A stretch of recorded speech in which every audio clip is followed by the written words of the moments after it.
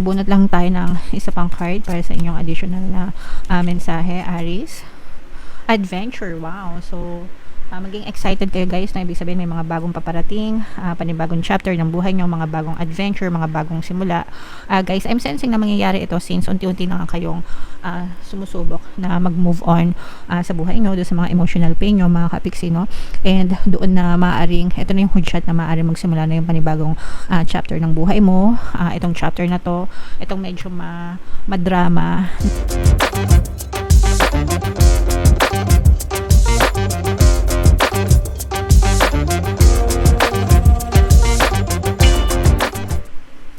Hello guys, hello Aries, welcome back to Pinay Pixie Tarot. Ang pamagat ng episode natin for tonight is New Moon Kapalaran guys, para ngayong July to August para sa Aries, Sun, Moon, Rising Sign, and Venus.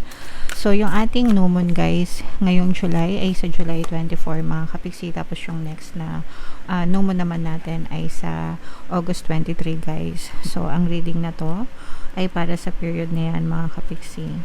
And unahin natin tong deck na to guys. Adjust ko lang yung mic, wait. So unahin natin tong deck na to. Yan. Ito yung mga moon message para sa inyo guys, no? So we have confidence is your key to success guys. So confidence ang susi para maging matagumpay ka sa iyong buhay. It's not just confidence guys, na maraming susi sa pagiging successful, pero confidence is one.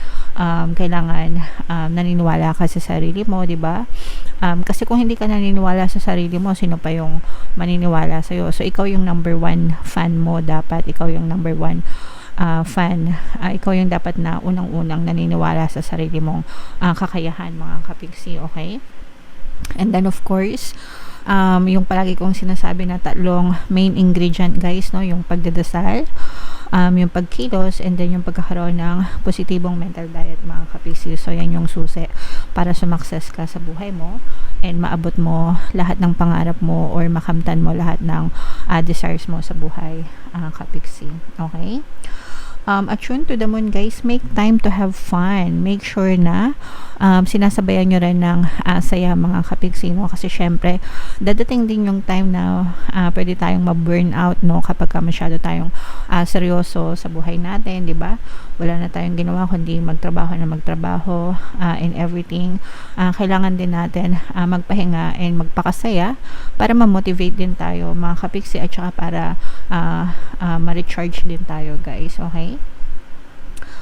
It's time for you to show the world what you've got, no? Ito na yung tamang pagkakataon para ipakita mo sa buong mundo yung totoo mong kakayahan. Pero for me guys, it doesn't matter yung ibang tao, they don't matter in your physical reality. Ang importante is ipakita mo sa sarili mo, no?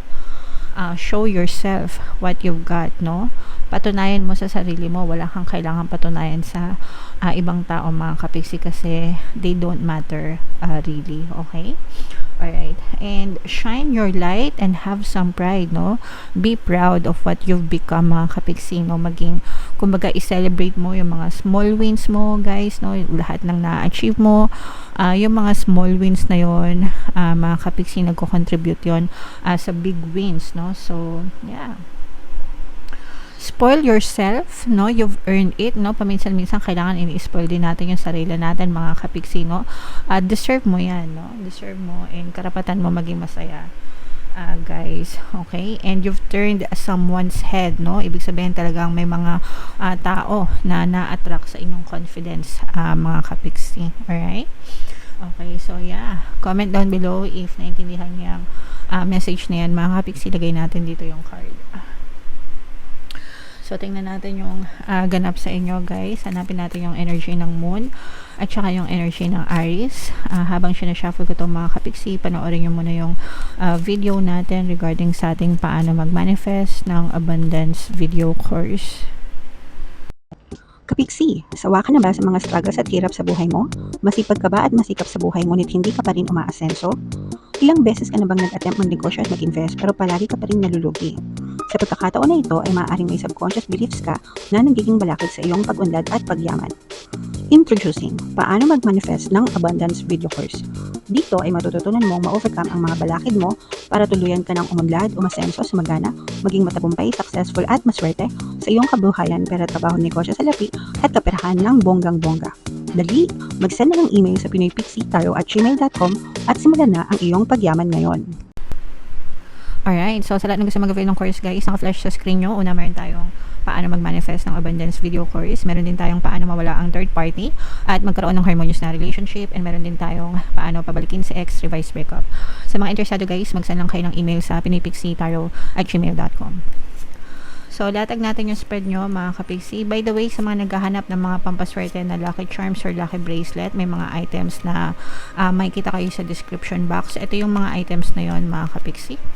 So, ayan. Suot-suot ko, guys. So, check nyo na lang sa description box, mga kapixie. Alright? Sa mga gusto lang mag-check out, guys. So, this is both negative and positive Aries, no? Meron ditong presence ng water sign, Cancer, Pisces, Scorpio, at saka earth sign, Aquarius, Gemini, Libra. So, for some of you, maaaring may ganyan kayo sa inyong natal chart, or you may be dealing with other people na may ganyan sa kanilang natal chart. Ito guys, parang feeling ko na biktima kayo ng panloloko nitong dalawang tao na to, no?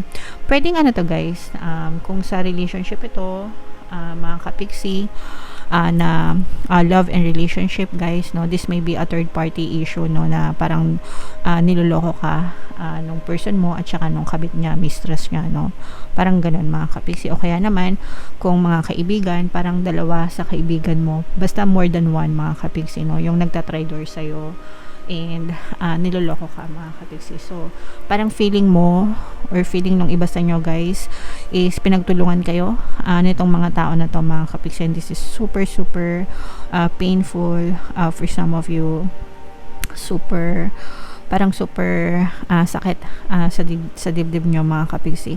For some of you guys, pwedeng matagal na itong nangyari, pero yung impact nandun pa rin, yung sakit guys, no, paulit-ulit pa rin kayong nasasaktan, paulit-ulit pa rin kayong nakatali dun sa sitwasyon na yun. Pwedeng hindi pa siya finish, no, hindi pa tapos, and you're still suffering mentally, and yung iba sa inyo emotionally mga kapixie, and parang hindi kayo maka-move on sa pagtatraidor nitong mga tao na to guys, no, na talagang alam nyo yun, talagang pinasakitan kayo mga kapixie. So dito guys, kailangan magkaroon ng forgiveness and acceptance mga kapixie, and pero unti-unti makikita nyo yung pag-move on guys, no, pero hindi pa siya ganun na kumbaga hindi pa kayo completely na nakaka-overcome dun sa mga pain kasi nandun pa yung sakit sa inyo. Pero unti-unti parang sinisimulan nyo na yung pag-move on, unti-unti sinisimulan nyo na i-reclaim kumbaga yung buhay, yung saya ng buhay na nawala sa inyo. So sa mga kapixie natin na naka-resonate mga kapixie, no, pwede kayong makinig ng Ho'oponopono and self-love na subliminal dito sa ating channel. Magandang combo yun mga kapixie para talagang tuluyan kayo maka-move on and maghilom yung inyong mga sugat guys. Okay? So what else mga kapixie? Tingnan pa natin kung ano pang meron sa inyo. Meron ditong presence ng earth signs, Capricorn, Taurus, Virgo. For some of you, maaaring may earth element kayo sa inyong natal chart, or you may be dealing with an earth sign. Magkakaroon ng change ng scenario dito mga kapixie, no? Kasi for some of you, with this energy, especially kung sa third party or pinagkakampihan ka nila, magtatraidor yung isa dun sa isa. And ikaw yung pipiliin nitong person na to mga kapixie. So magkakaroon ng magbabago yung ihip ng hangin mga kapixie. So this is more on love or relationship energy guys, na wala tayong masyadong nakita pagdating sa money energy guys, no? This is more on love, no? So hindi ko alam kung makaka-resonate lahat sa inyo, but let's say for example, pinagpalit ka ng person mo sa third party, no? Dadating yung time na yung person mo tatraidorin niya yung third party and ikaw yung pipiliin nung person mo. So maaring ibig sabihin magbabago yung ihip ng hangin. Kung dati kayo yung nag-aaway, ngayon sila na yung nag-aaway. Kung dati ikaw yung tinraidor, ngayon yung isa sa kanila na yung nagtraidor dun sa isa, no? and mababaliktad yung sitwasyon and maaaring bumalik sa'yo or makipag-reconcile sa'yo, makipagmabutihan sa'yo itong person na to. Kung sa mga kaibigan naman or pamilya, ganun din. So, let's say, for example, dalawang kaibigan mo, tinrider ka, di ba? Dadating yung time na sila naman yung magtatrayduran. Tapos, yung isa sa kanila, babalik sa iyo, mga kapiksi. So, ganun yung magkakaroon ng change ng scenario, guys. Pero, parang nagdadalawang isip ka na if ever, no? Magdadalawang isip ka about this person kasi questionable na sa'yo, no? Yung intention, parang meron ka ng trust issue dito sa person na to and nawala na talaga yung tiwala, no? Kumbaga wasak yung tiwala nyo dito sa person na to, mga kapiksi. Alright? Kaya para magdadalawang isip na rin kayo dito sa person na to kung bibigyan nyo pa sila ng another chance, guys. Okay? Alright. So, yeah. So, comment down below, guys, no, if feeling nyo naka-resonate kayo dyan. Bunot pa tayo ng isang card dito, guys.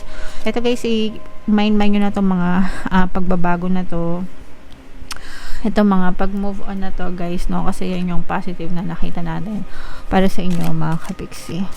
So, bunot lang tayo ng isa pang card para sa inyong additional na mensahe, Aries.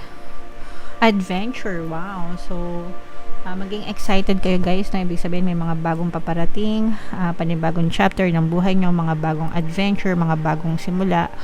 Guys, I'm sensing na mangyayari ito since unti-unti na nga kayong sumusubok na mag-move on sa buhay nyo, doon sa mga emotional pain nyo, mga kapiksi, no? And doon na maaaring, ito na yung hudyat na maaaring magsimula na yung panibagong chapter ng buhay mo. Itong chapter na to, itong medyo madrama na chapter ng buhay mo, magbababay ka na din dyan and magsisimula ka ng panibagong adventure sa buhay mo. Alright? So, i-mind mo na itong mga bagong adventure na ito, mga kapiksi. Alright, so comment down below, guys, if naka-resonate kayo, mga kapiksi, yung mga adventure na yan, i-mind nyo na sa comment section. And again, guys, sa mga naghahanap ng mga pampaswerte na Lucky Charms, Citrine at saka Aventurine, guys, no, available dito sa description box, may kita nyo, at saka sa comment section yung mga links, okay? Thank you for liking, sharing, and subscribing, guys. See you next time. I love you all. Have a nice day. Bye-bye.